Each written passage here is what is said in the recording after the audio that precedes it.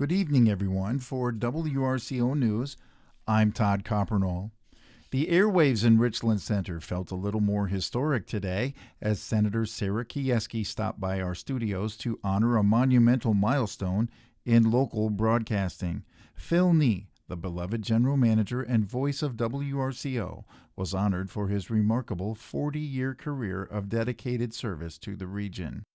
Immediately following her appearance on today's morning show, Senator Kieski presented Phil with a plaque featuring an official certificate of commendation, marking 4 decades of excellence in broadcasting.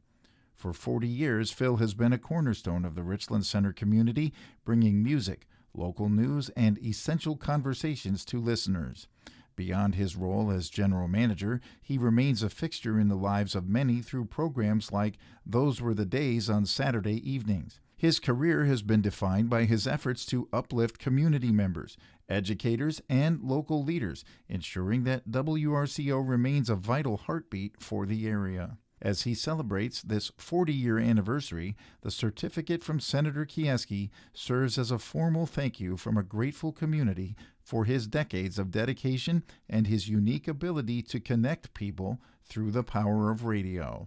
Congratulations, Phil Nee.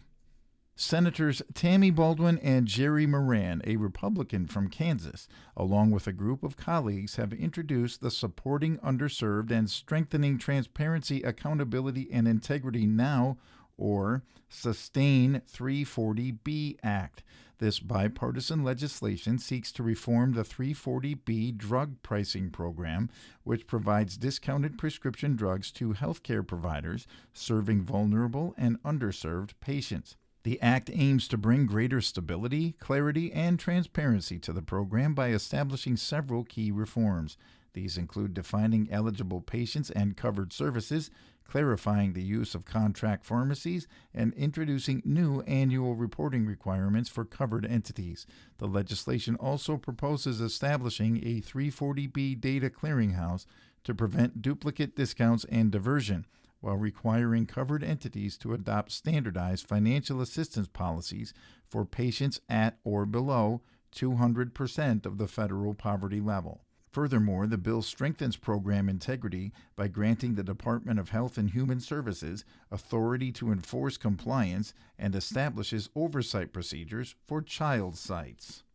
The Wisconsin Agricultural Tourism Association, WATA, has officially unveiled the Folk and Field Maker Farms Digital Passport, a premier mobile initiative designed to bridge the gap between modern travelers and the state's rich artisan traditions. Running from July 30th through December 20th, this curated guide offers a gateway to exclusive hands-on experiences across rural Wisconsin. Travelers can immerse themselves in the authentic crafts that define the region, participating in specialized workshops such as traditional cheesemaking, butchering, tea blending, felting, and flower arranging. Sheila Everhart, Executive Director of the Wisconsin Agricultural Tourism Association, emphasizes the cultural significance of this program, noting that while traditional skills often skip a generation, they do not have to be lost. She explains that by registering for these heritage workshops, attendees can reconnect with genuine rural roots and master new crafts directly from local artisans. For WATA, this initiative is about more than just travel. It's a dedicated effort to preserve the hands-on heritage that serves as the foundation of rural communities. To begin their journey, interested participants can sign up for free online at wiagtourism.com/passports.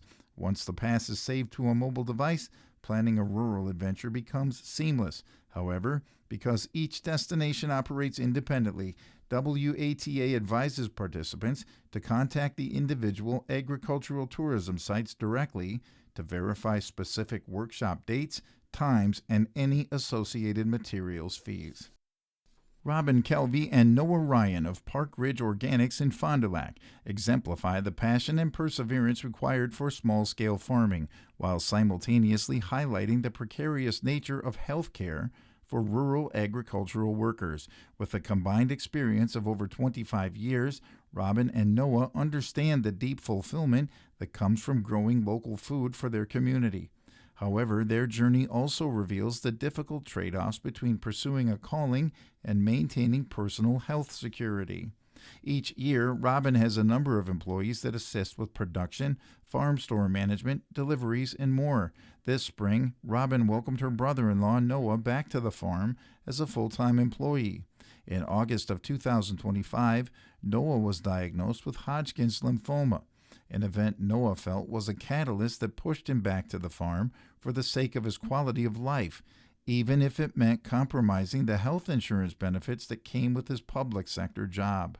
The Wisconsin Farmers Union reports statistics show that 14% of Wisconsin farm families lack any health insurance, while 17% have only catastrophic coverage for severe accidents. The situation is even more dire for dairy farmers, with a 41% nationwide lacking coverage. For many, keeping a small farm afloat involves a dangerous balancing act between rising insurance premiums and the necessity of meeting basic operational costs amidst increasing agricultural concentration. A legal challenge to Wisconsin's new online sports betting law. The Wisconsin Institute for Law and Liberty has filed a lawsuit challenging the new online sports betting law. The conservative group argues lawmakers exceeded their constitutional authority by legalizing mobile sports wagers placed in Wisconsin and processed on tribal land. The suit, filed on behalf of two taxpayer groups, seeks to block Democratic Governor Tony Evers from implementing tribal gaming compacts due to the law's provisions. Supporters say the law will generate increased revenue for Wisconsin's tribal nations. Critics call it an unconstitutional expansion of gambling. Governor Evers has signed Executive Order Number 302, mandating that the flags of the United States and the state of Wisconsin be flown at half-staff Monday, August 10th. This order is a tribute to the life and service of Eau Claire Fire Department firefighter Bryce A. Youngbluth, who tragically passed away in the line of duty July 31st. Youngbluth, who was only 27 years old, died following a sudden medical emergency. In a statement reflecting on the loss, Governor Evers emphasized Youngbluth's profound commitment to public safety. He noted that the firefighter was dedicated to helping and protecting others throughout his career. The governor and First Lady Kathy Evers shared their deepest condolences with Youngbluth's family, particularly his wife Emma and their 9-month-old son, Hayes. Governor Evers also extended his sympathies to Youngbluth's friends, loved ones, and colleagues at both the Eau Claire Fire Department and the Carrboro Fire Rescue Department, remarking that his passing leaves a significant void for all who served alongside him. A native of Hayward, Wisconsin, Youngbluth's career in fire service included 4 years with the Carrboro Fire Rescue Department in North Carolina before he returned to Wisconsin to join the Eau Claire Fire Department in June of this year. The state of Wisconsin, alongside the communities of Eau Claire and Hayward, now prepare to mourn the loss of this dedicated public servant. Memorial services for Youngbluth are scheduled for Monday, August 10th in Hayward. Executive Order Number 302 will remain in effect from sunrise to sunset on that day to honor his memory and sacrifice. On Wednesday of this week, SSM Health filed a request for review with the National Labor Relations Board regarding the union election certification for nurses at St. Mary's Hospital. This legal move comes after a landslide victory where 89% of their nurses voted to form a union. In response to the filing, St. Mary's nurse Zach Zahalka, speaking on behalf of St. Mary's Nurses United of SEIU Wisconsin, emphasized that SSM executives should be prioritizing collaboration to address critical issues within the hospital, rather than attempting to undermine the nurses' collective voice.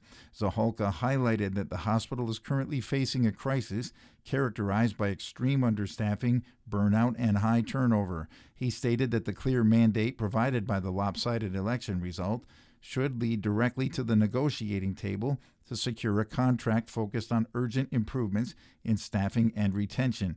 Instead, nurses have expressed deep disappointment at SSM's decision to pursue a federal review and its continued use of pressure tactics within the facility. According to the statement from the nurses, these tactics have included threatening staff with disciplinary action for union-related activity, as well as the destruction and confiscation of union materials. Union advocates argue that such actions serve only to distract from patient care delivery and increase anxiety among a staff already exhausted by current working conditions. They further noted that these strategies conflict with local values held in Madison and throughout Wisconsin. Despite the ongoing legal challenges and friction, the nurses at St. Mary's are moving forward with surveys to establish their contract priorities. They remain committed to starting the negotiation process, which is legally required, with the goal of raising patient care standards across the entire region. Vital statistics right after this.